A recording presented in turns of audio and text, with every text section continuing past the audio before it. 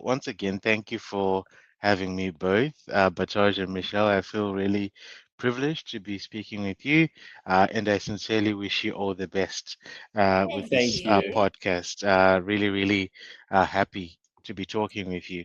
Thank Getting you. straight into it, obviously, my name is Arnold Nyamhamba. I'm originally born in Zimbabwe. Came here when I was 18 years old, going on 19, straight after high school. Um, and yeah, when I came here, I struggled to make friends, believe it or not. In my first six Wow. months, I didn't know where I'm going. It was just a new world altogether. Within my first 6 months, I really wanted to go back home.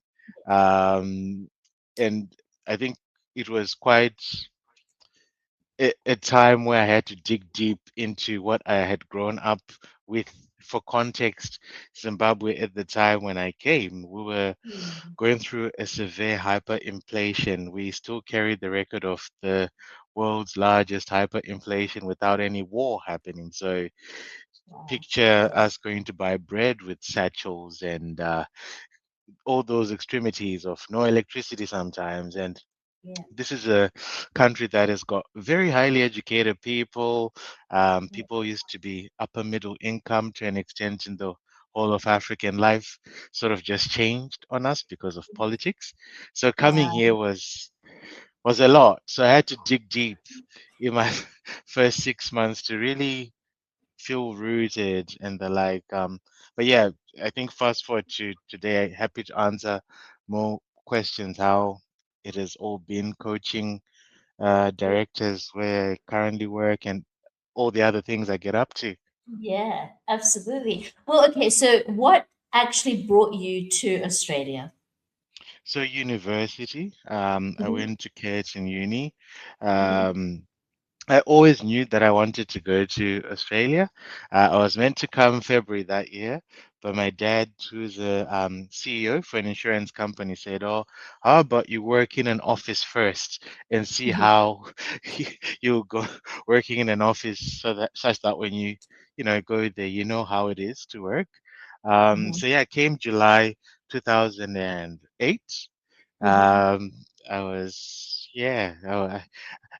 Before kids, 16, 18 years later, I Yeah. had, all these dreams behind me and all of that. And yeah, uni was interesting because you get to meet people from all over the world. Hmm. And in some classes, I was the only African, so it was sometimes daunting, like, oh man, where am I? Am I in the right place? So yeah, Yeah. I originally came for uni was the is the long and short answer. Yeah. So, being migrants ourselves, Arnold, I'm quite curious. What were your first impressions when you arrived to Australia? What did, I guess, the process of going from being a immigrant to now being a resident look like for you? Yeah, for me, that journey was obviously long and quite interesting because when you first come as an international student, you're juggling a lot of assignments. You're also juggling trying to find out, okay, what's the pathway that can lead me to be here permanently? And it's a lot of stress. You're juggling two, three jobs whilst trying to submit things on time. So I had to find out from people around me that I had befriended throughout that time to then finally obviously apply and what have you. And it's only then when I then felt a little bit more relaxed, to be fair. Mhm. But I think during my uni days, it always felt like, okay, where do I need to be? Okay, I need to be there. I need to be there. I need to submit this. So it was all touch and go. So yeah. Yeah. And was there any parts of I guess the Australian way of life or the culture that stood out for you as a real adjustment to back home? To be honest with you, I was very impressed with how kind they are to people who are fairly new. Like this story is gonna make you laugh. Within my first week, second week, I was staying in a share house, right? Um, when I got the room, all that was mentioned to me was, oh, it's 10 minutes to Curtin Uni. But how to get there when you now have flown into and started to stay in the place is a different question. Yes. I didn't have a phone Oh, that was capable enough to Google Maps at the time. Um, I didn't even have a laptop. So I Yeah. noticed that, oh, there's a close by library, uh, City of Canning Library along Manning Road. And I yeah. walked in, here I am trying to figure out how am I going to go to my induction week. Mm. And I was like, "Oh, sorry, this may be a little bit embarrassing. Do you mind explaining to me how to get to Curtin Yeah. Union?" And and bless the lady's soul, she was very courteous. Mhm. And so many times where I was getting lost, and I'd Yeah. randomly stop strangers and ask for direction, which bus should I catch? And yeah, I think my first experience of Aussies was really heartwarming, to say the very least. Yeah. That's crazy. So you mentioned that you were always going to come to Australia. Why did you want to choose Australia? What was that I had a choice? cousin. Yeah, that's Mhm. a great question. I had a cousin Mhm. who was based out of Sunny Coast. Sorry, Gold Coast. She did her Yeah. uni there in pharmacy, Yeah. and I had received a few brochures for uni, and one that stood out was actually Sunshine Coast University, and I was daydreaming based off the cover of the Yeah. Yeah. magazine. Oh, wow. You Then my fell in love with cousin, the I marketing felt campaign. I fell in love. I was always scrolling through the pages and imagining myself there. But my Absolutely. Beautiful. cousin um, then told my dad, "Oh, Sunshine Coast is a bit quiet. Like, there's nothing much there.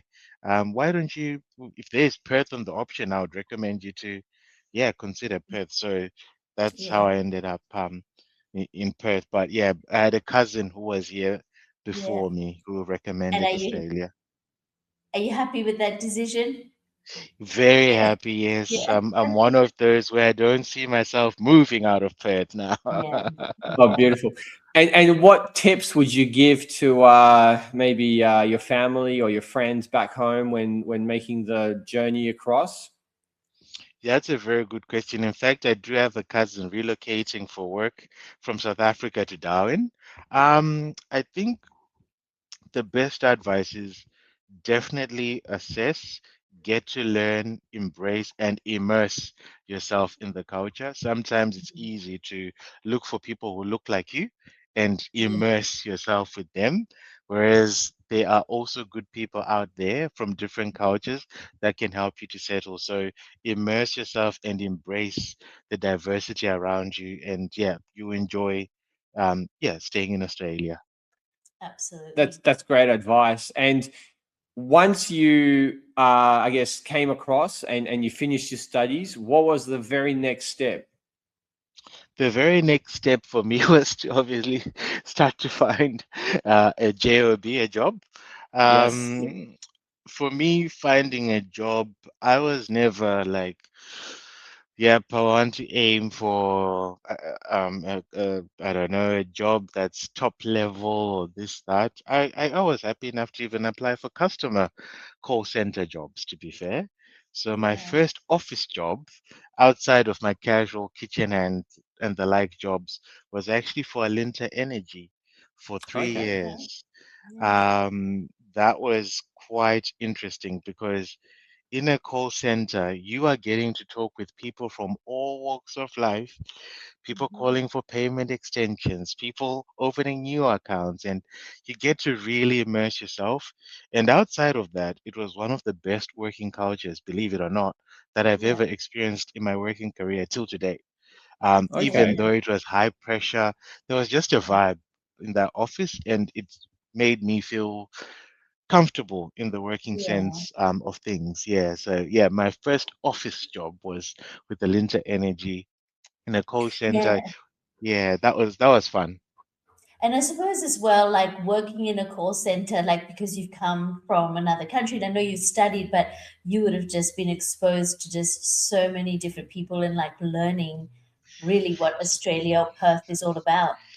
That's right. That's right. Yeah. That's why I think I enjoyed the job because Yeah. it could be a small business restaurant that's gone for a while not paying their bill and they're calling to negotiate a payment extension or just different situations, people calling because they are not able to pay for bills, how to show and extend empathy and extend out a bill for them. So a lot of soft skills came from there. So it was a really good foundation. And what Amazing. would have been your greatest takeaway, would you say, Arnold, out of working in a call center like that? What was the skill set that you'd say you have learned in that job? Patience, empathy, Yeah. and having a very positive attitude, even though the job was high pressure, lots of calls. I can't remember the stat of calls that would get on average per day, but as you know, it's all go, go, go, and you're Mm-hmm. measured on stats and the like. It was pretty much a boiler room, but I Yeah. think being positive Yeah. helped. Yeah. Absolutely. I can't believe that you sound so calm and positive already. I can't imagine you in any other way. and Thank and you. then where did that take you? What was the next step beyond call Yeah, center? so again, I'm one of those people that like new challenges. So I Yeah. thought, okay, I've done my stint there. What's Yeah. out there? And interestingly enough, I then got a job for an office supplies or workplace supplies business called Staples. They are very Mm-hmm. big in the US. In Australia, they are more a B2B business. So they, have got big contracts with government and companies. And I was an account manager, which is Mm. completely left field to Yeah. a Okay. call center environment. However, the skills I had built and derived from there did help quite a lot because, again, Mm-hmm. you're dealing with people that make decisions Mm-hmm. in terms of procurement for the whole of an office. Things like where they're going to order their pens from. People are very pedantic about such things, believe it or not. Yeah. Where they order their coffee from. So I think I learned it was a level up where I'm Yeah. speaking with procurement managers, finance people, and the like. I Mm-hmm. think my memory that I'll share with you that you might find interesting was the fact that one of my customers was Department of Corrective Services back in the day. They are now Department of Justice. Some of the end users who were ordering from us were people who work within the prison system. So Mm-hmm. going to their turf within different prisons around Perth, that was quite like, wow, okay, what am I doing in here? Okay. What stood out to you about that, Arnold? Um, Look, there are obviously people that have made poor choices, but whilst in there, they've got an ecosystem where they're learning, they've got different activities happening, and people who are purchasing or ordering online through where used to work Staples, they were obviously ordering on behalf of these people inside. Some were learning materials, believe it or not. Some were, you know, things that you wouldn't think could be ordered for a prison Yeah. um, to keep them stimulated and engaged. So, yeah, I think going inside, I think from maximum to low prison, there are maximum prisons and there are different types of prisons in there. Just seeing how the difference in there and having some buzzer of some sort put on you when you walk in, it's like a panic Yeah. button. And I was Okay. That's like, yeah. why It was is a my different job different taking? world. It is, yeah, Yeah. Yeah. Wow. yeah.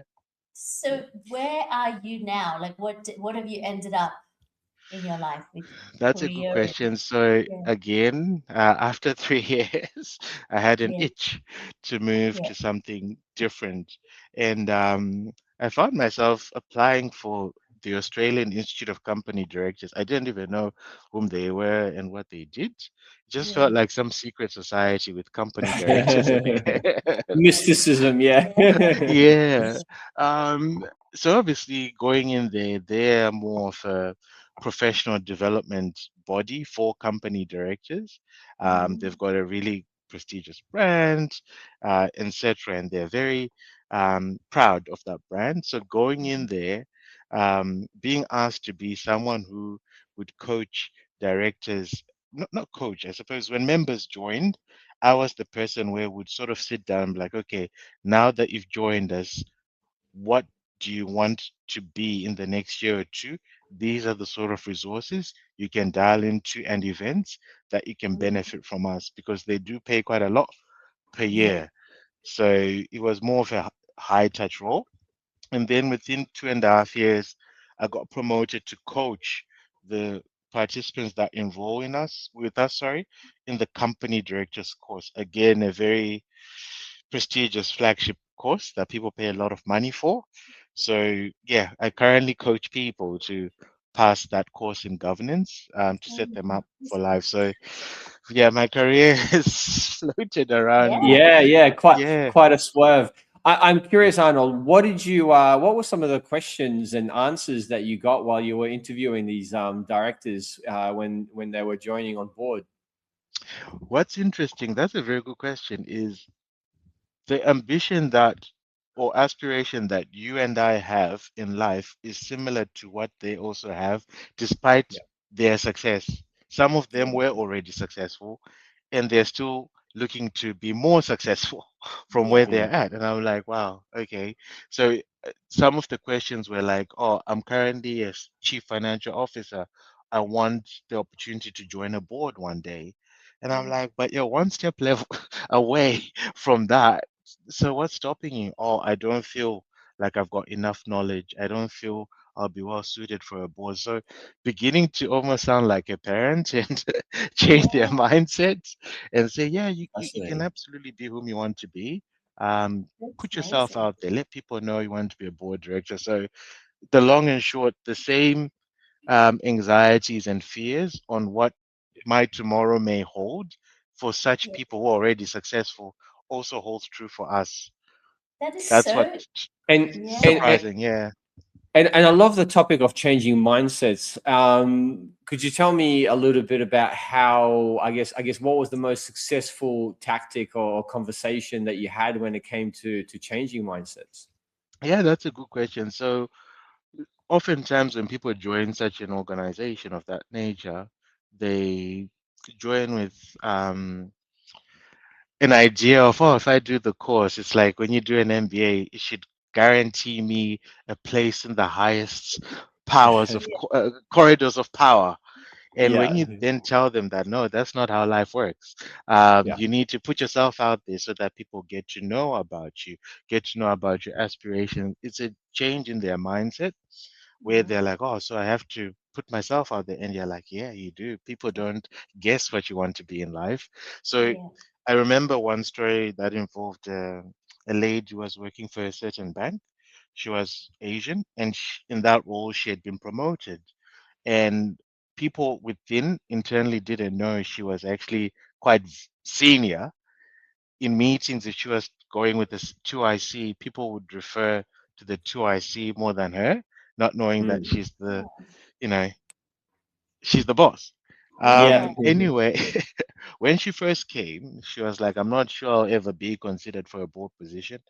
And fast forward to today, she's sitting on some very good not-for-profit and for-profit boards. And it was just a lot of encouraging and nurturing and nudging in one conversation. And she grabbed whatever I told her, and she's flourished. So that gives me fulfillment to see such Yeah. people do their thing. Yeah. Absolutely. And so you're the one that helped her get to that position just with your guidance and your coaching? Yeah, so when I say guiding and coaching, it's more like I say you should consider attending this event. You should consider reading up these resources, watching this webinar from us.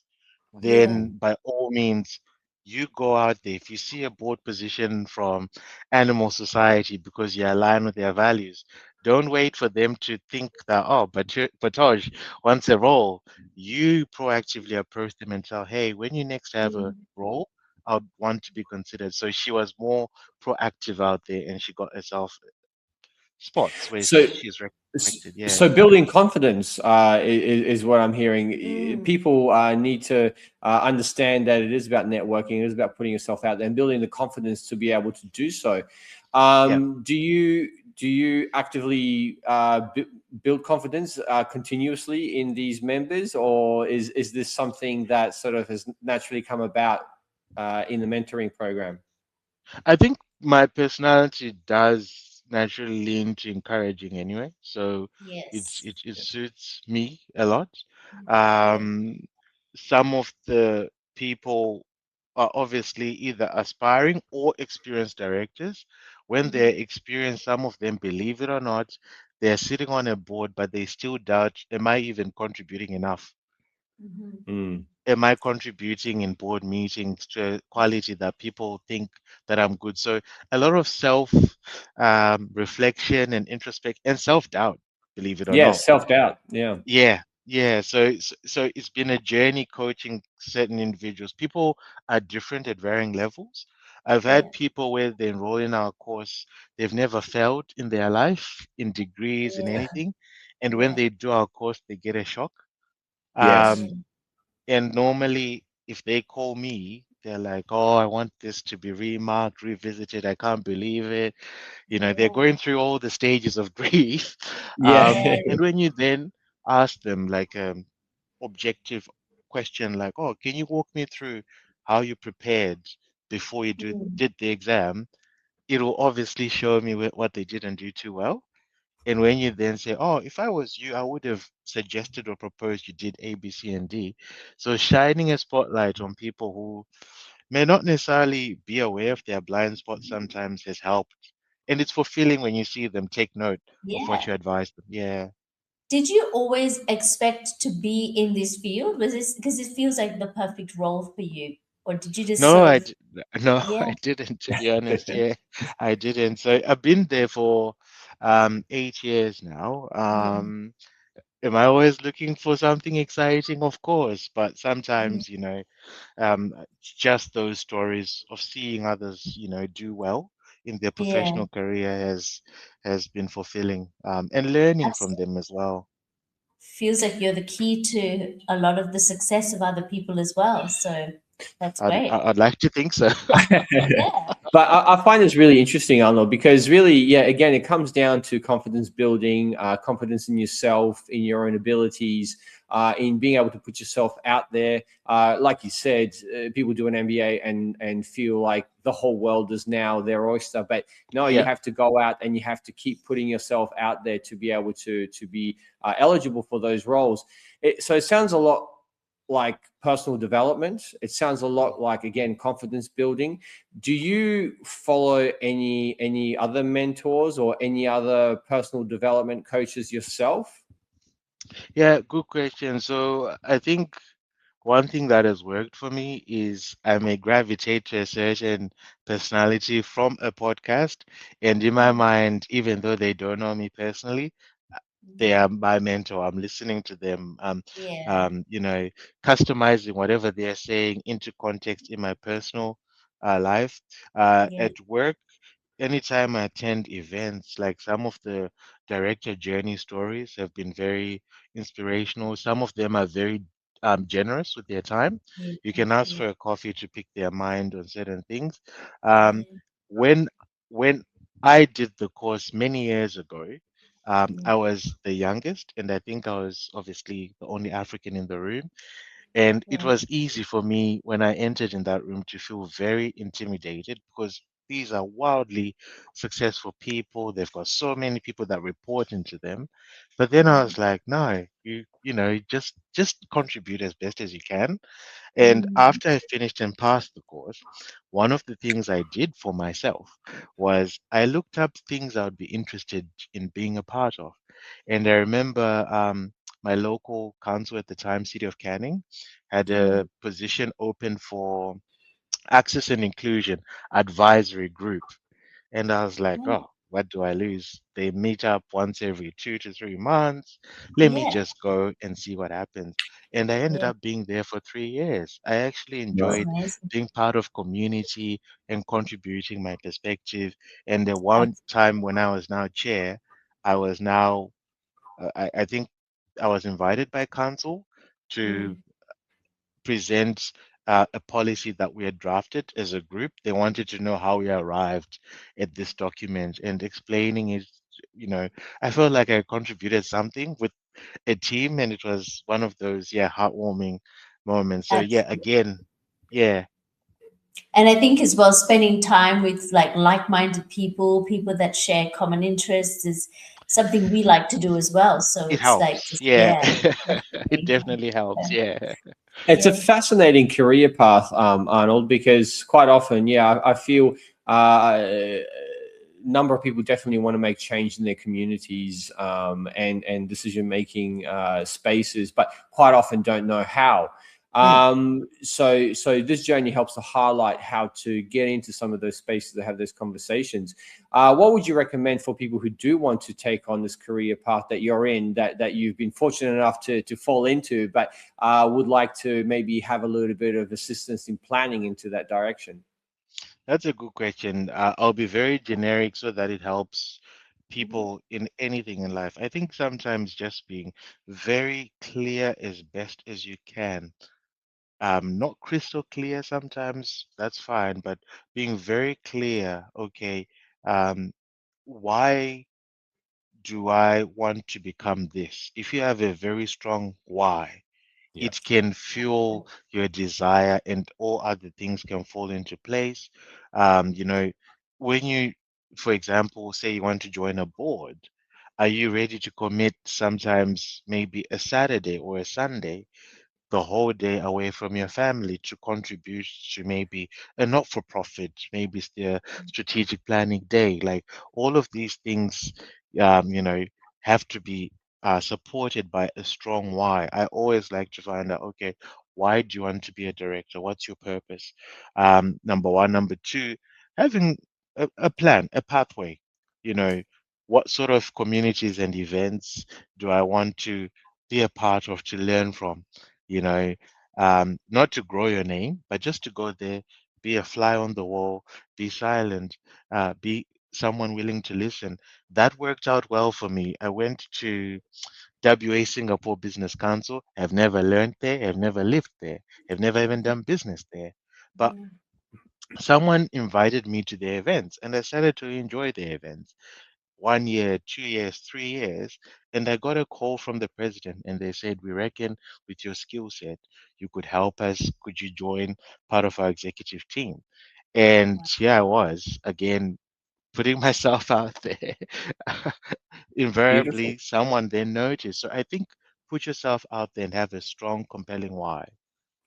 I love that because that's even not even you just going out there trying to be the loudest person in the room. You literally said, be a listener, be the fly on the wall.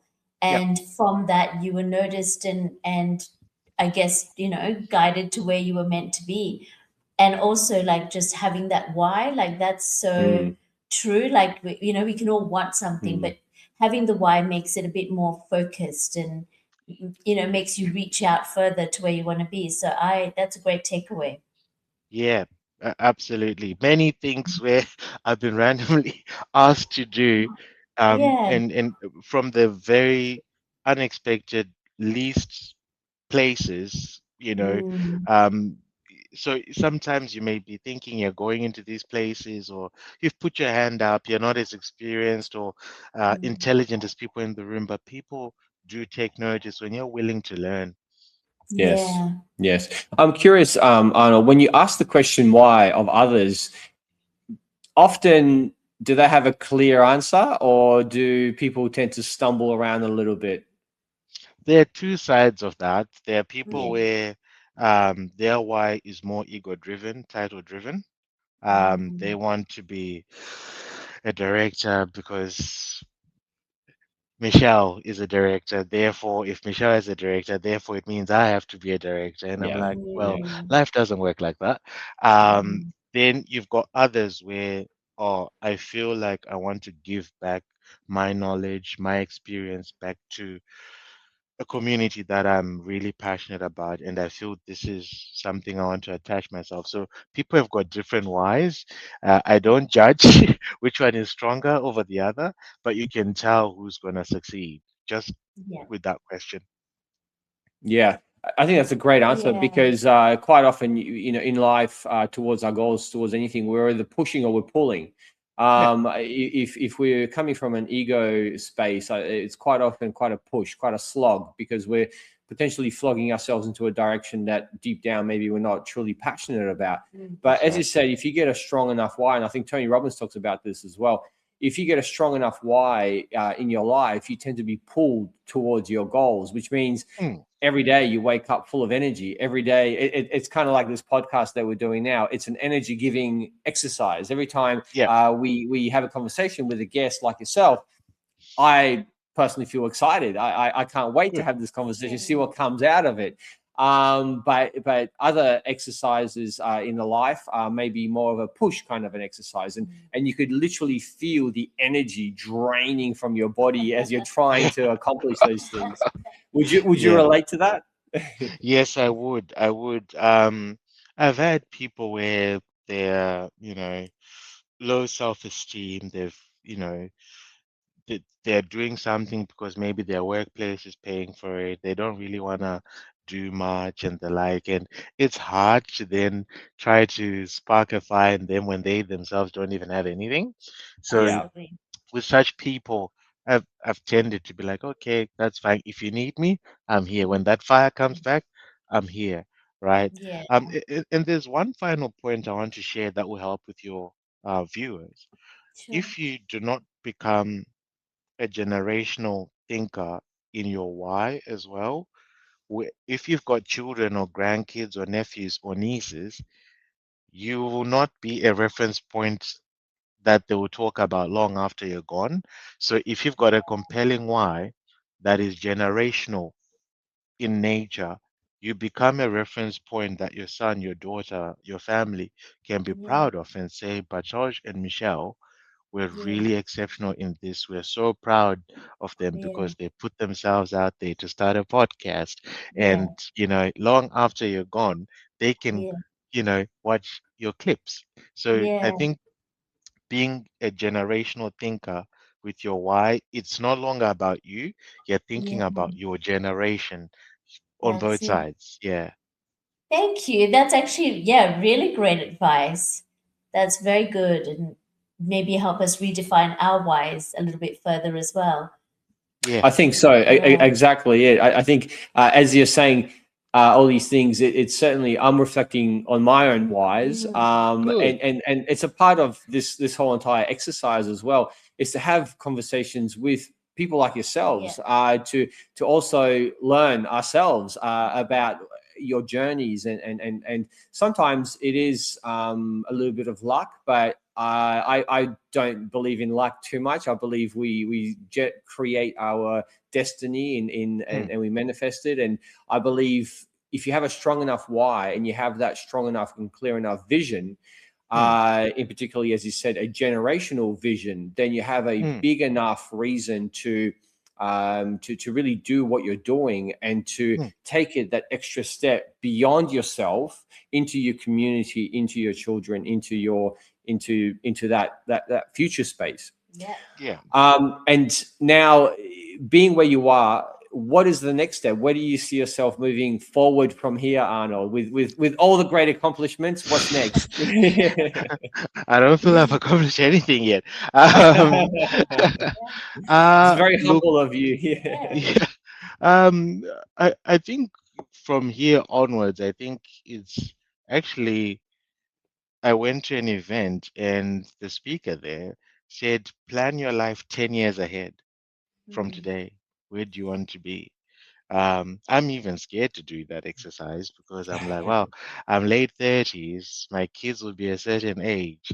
Um, w- where do I want to be? Like, sometimes planning 10 years out with everything happening um, around us in the world can feel quite scary and Yeah. daunting. But to answer your question, I want to be in a place where I've got a good life and work balance to spend and impart my learnings, whether it's wisdom or not, my kids will be the ones to judge. Um, but also be involved in things again that bring fulfillment. I get complete satisfaction seeing others rise, seeing other prosper, where they've given them advice within their own business. I do get approached a lot of times. Hey, I've got this business issue. What's your objective analysis or views about it? How can I go about it? I quite enjoy that. So maybe being again, my transferable skills in a business setting to small business owners. Um, Sitting on boards, I quite enjoy it. Yeah. Right now, I chair Elucidate Education. Mhm. My why there is a lot of students in high school, year 11 and year 12, are struggling to get into university using ATA to a point where they are now obviously defaulting to trade, TAFEs, and Yeah. all of that, which is fine. But Yeah. we are an outlet there where Yeah. extremely smart students, 40 of them at Yeah. UWA, who were darks and all of that at Yeah. high school, are giving back through textbooks and resources to kids struggling. Mhm. So Yeah. again, that that's feeding into my fulfillment. And then Yeah. another one I'm involved in is African Professionals of Australia as a Mhm. board member there.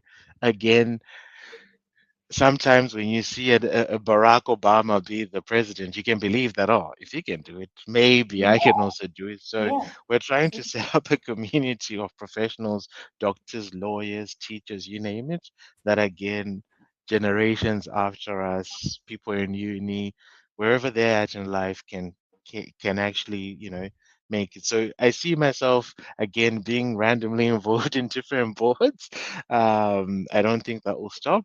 But yeah, that's where I'm at right now. It's not yet crystal clear, but yeah, I'm thinking of filling out my 10-year plan very soon, which is scary to an extent. It's it's very interesting because first of all, it's all very fulfilling work, like you said, and this Yes. to me is why you are a success because you said you're literally getting fulfillment by doing these things, seeing other people thrive, and it's you that helped get them there. So to me that's amazing, but also just when we talk about the 10-year plan, I think I would also find that quite intimidating because who you are today, you might not know what, like how, like I think back to 10 years ago, I don't think we would have even seen this, what we're doing now, as part Right. of our thing. So it's almost like allowing that to Mm. evolve, but maybe having like an intention such as what you said is just, I want to be fulfilled, I want to be doing work that help other people, that sort of thing can help, and then step by step maybe going the next place and the next place, and that can come from career and work, and it can come from your passion projects and Hmm, things like that as well, I hmm. believe. you know what's something people often assume about you that isn't actually true? I had one guy. I do get random LinkedIn messages because some Like people from have. me.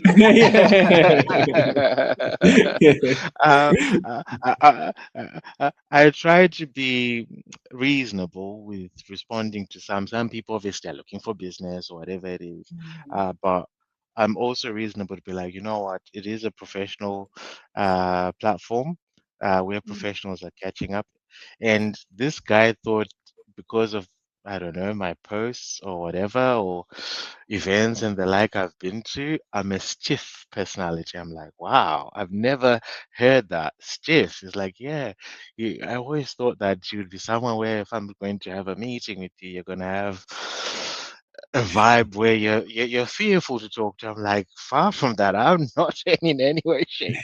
I like to make people, yeah, feel very comfortable around me. Yeah, and you Yeah. do You do. Thank definitely, you. Oh, definitely. what's a Thank you. space, I'm curious, Arnold, that you'd want to grow into? What's a skill set that you'd like to develop next? Um, I'm about to do an exec coaching course next week for Mhm. 3 days. Okay. Um, Again, I think within execs, they're just to think about it, they're being asked to make decisions that impact you and I. They're allocated a budget approved by a board, and I feel like that space does need a lot of help between senior and exec management. They've got people reporting into them. Sometimes you may second guess if I made the right decision or not. So I feel down the track, it's a space I really want to get myself into. The second space is definitely small to medium businesses by migrants. There are a lot of people who are doing amazing work that you don't even like posting the work that they're doing, or the fact that they own a restaurant, for example. I've got someone I know who owns my local barber shop, but he works for CBH, the grain place. He's got a very good role there, but locally he owns a barber shop, and a lot of people flock to. So I think such people, who've got little side hustles happening, but they also like working their normal day job as well, and getting to work with them. What's their exit plan? Or, yeah, I think that will bring me fulfillment. Amazing. And outside of work, in your everyday life, what sort of person are you? Are you spiritual? Are you using those tools in your own life? What sort of hobbies do you have? Yes, good question. Yes, so I'm a person of faith. I'm Christian. Mhm. So I believe in the Bible. It's helped to ground me in times where I've doubted myself a lot. Yeah. It's helped to ground me in spaces where I thought, am I really meant to be here? I don't think these people know my background. Probably I shouldn't be here. Um, it's also helped me to look forward to my tomorrow as well. Yeah. Sometimes it's you and I are a bit scared to even jot down our 10-year plan. Yeah. Yeah. Yeah. Sometimes it's like, you know what? Let me just do it. Is it going to be Yeah. perfect? Probably not, but it gives me a sense of, at least let me try to work towards achieving certain things Mhm. within that 10-year plan. So, and my wife as well. We've been married for close to 10 years. Very I Wow. nice. think we Amazing. we feed off each other a Yeah. lot. And having three boys, I need to be a great example for them as Yeah, well. definitely. What are the ages of your boys? 7, 5, and 2. Oh, yes, so Oh, young, wow. very young. Yeah, and you said to you and your wife feed off each other, like motivate each other with your Yes, work we and your motivate life. each other a lot. Yeah, Yes, we do. We do. To show you the extent we motivate each other, yeah. she's a clinical audiologist, Oh, and okay. 2 years after she graduated, she received a letter Mhm. from a certain business inviting her to consider applying to be a business owner. Yeah, And she was full of doubt. She even threw the letter in the bin. Oh, And yeah, when I found out about that, I was like, why would you do that? What would you lose? Thankfully, the same letter came back, and this time it was me who came across it. But yeah, lo and behold, she left it on the kitchen counter for like 3, 4, 5 days. yeah. And I remember bringing it into the bedroom, and I asked her, "Oh, so do you want angels to come down and say this is an opportunity worthwhile pursuing? Yeah. Just call them, you lose nothing." To cut the Yeah. long story short, she then became a business owner across two clinics with this business Wow. Yeah, for nearly 10 years. that's, And again, when she did it or opened it, she was 5 months pregnant with our wow. firstborn son. yeah, And she had a lot of doubts in herself. There were quiet months where she was like, is this worth it? yeah, And to see it grow organically has been, yeah, yeah, fulfilling to us. So yeah, yeah. yeah, we nudge each other in a positive way. Absolutely. You had to use your work skills with your wife. You had to bring that Yes, into. yeah, Yeah, oh, pretty that's much, amazing. yeah. Yeah. So when like life starts to feel heavy and overwhelming, is it your faith that gets you feeling grounded again and makes you feel like, I've got somewhere to go with this? My faith in my kids and my wife as well. Yeah. Um, when life gets heavy, you can do well watching some tacky reality shows sometimes just to have a laugh. Yeah. Taking my kids out to parks and the like, and sometimes Yeah. just taking a step back and thinking, is this really worthwhile mulling over Mhm. so deeply to a point where it's dragging my feelings? So I'm someone where I tend to get over things real quick, and Yeah. I move on. I keep it moving. In my, again, thinking generation, I'm like, of course, I want to see my kids see me vulnerable sometimes, but I also want to see them that, yep, after vulnerability, life still goes on. Let's keep going. Let's keep moving. So yeah. And but Absolutely. my faith, wife, kids, everyone around Yeah, me. yeah, absolutely. And what kind of conversations do you wish that people had more openly? Mm, What conversations do I wish people had more openly, is it? Being real and being Mm, yeah. truthful. So I think when we all go out of our houses all dressed up with makeup or suits, whatever it is, there's a facade, but people sometimes are going through the most.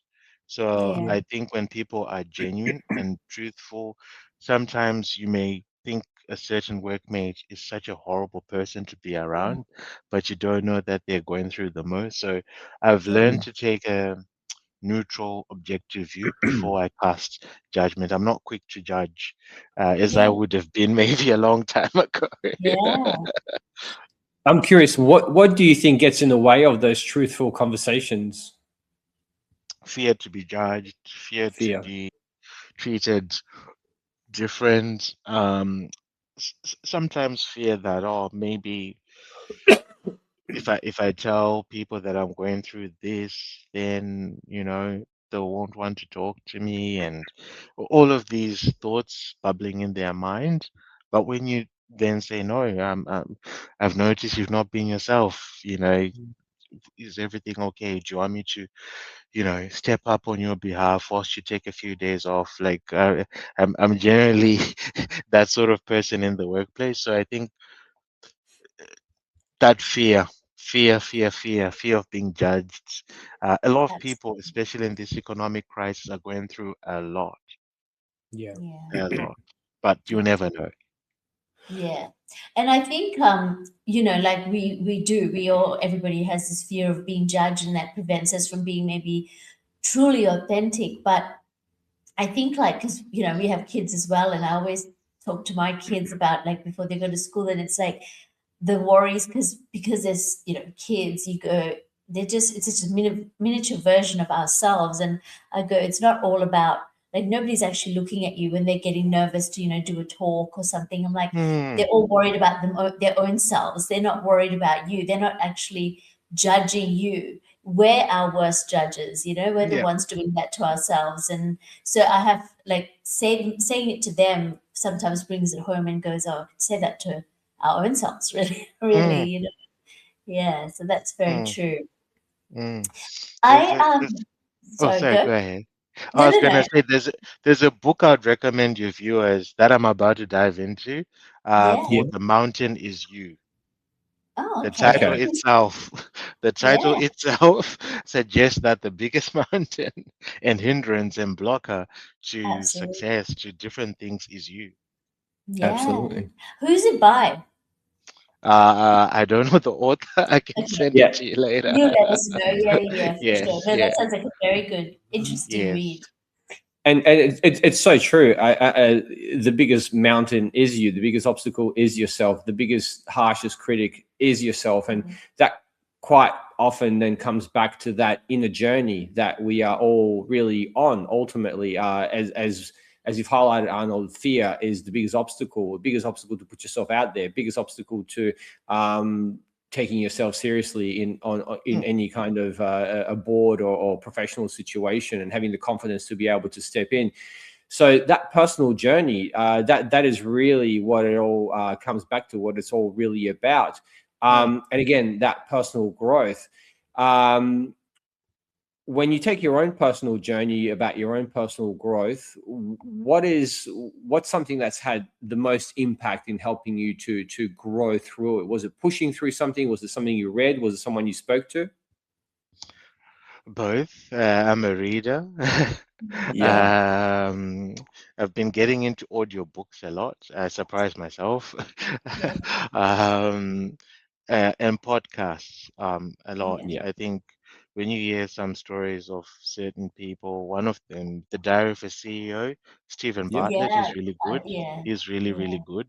Yeah. I saw him a few years ago in Perth, Oh, and there's a video that he played. I'll send you again the link. You can share with your Sure. Yeah. viewers.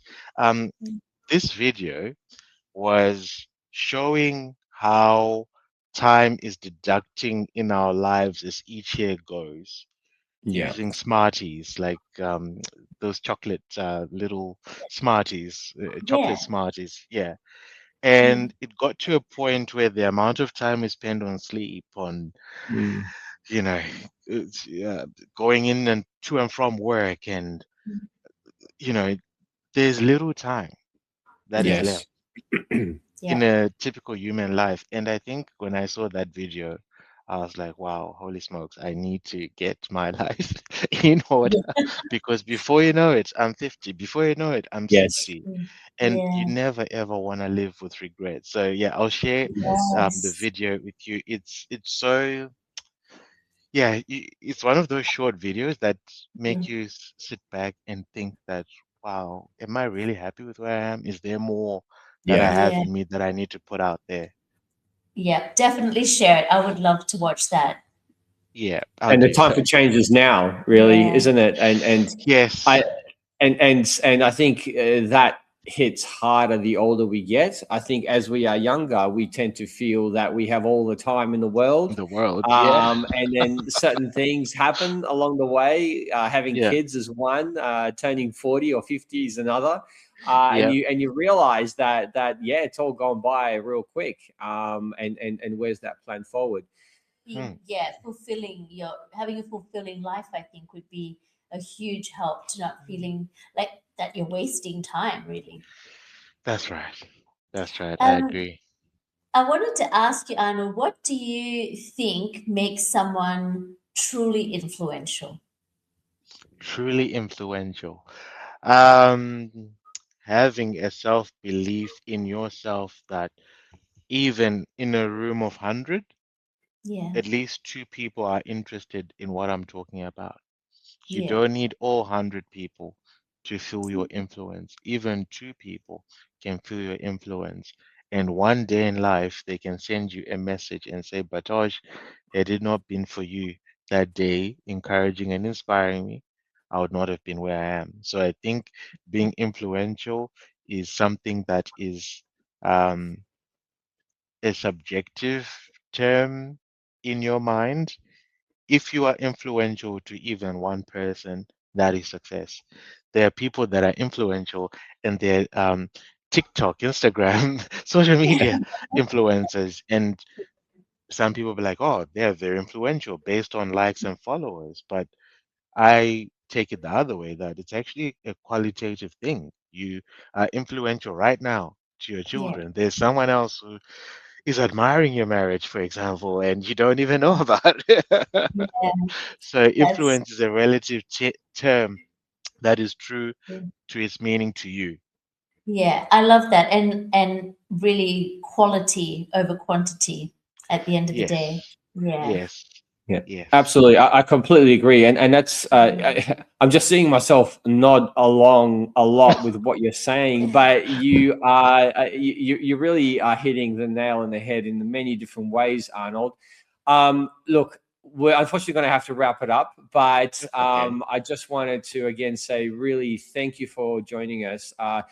You're most We need welcome. more people like you. As we're speaking, all I keep hearing, and I'm sure Michelle will agree, is that you have a wonderful energy about you that is giving Thank you. to the community, and your community is truly grateful to have you in it, Arnold. Thank you. And Thank you so also much. just multiple breakthroughs that we've had with our Mm. conversation with you today. So really thank Thank you you. for coming and speaking to us and sharing your energy with us. You're most welcome. And I would like to again really, really thank you for this platform that you both came up with. Mm. Sometimes it may feel like, oh, there are not many people watching, and they're like, keep Yeah, going, keep going, yeah, keep going. We don't have yeah. enough subscribers, just keep going. You know, the right ones that resonate with the quality and the type of content and the questions that you're asking will land. Keep going, keep going. So I'm really proud of you, and I wish you all the best. Thank you. That was actually my takeaway when you were talking about influence, and you said it was one or two people listening, I thought, you know what, that's my breakthrough for the moment, and Yeah. I really appreciate you saying that. 1, 2,